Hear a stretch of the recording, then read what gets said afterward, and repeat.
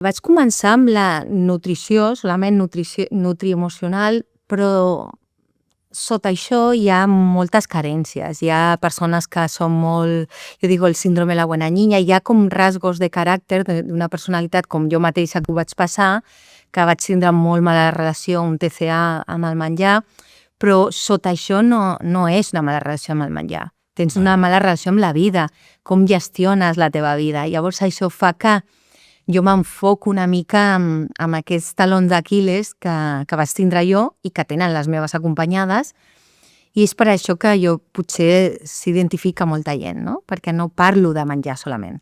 Parlo de... Emoció, no? Sí, de les emocions. Tot comença, o sigui, nosaltres vam visquent a través de les emocions, no? La ràbia, la por, l'alegria, però si tu no saps gestionar això, l'alegria, la ràbia, la tristesa, et costa molt gestionar la teva vida.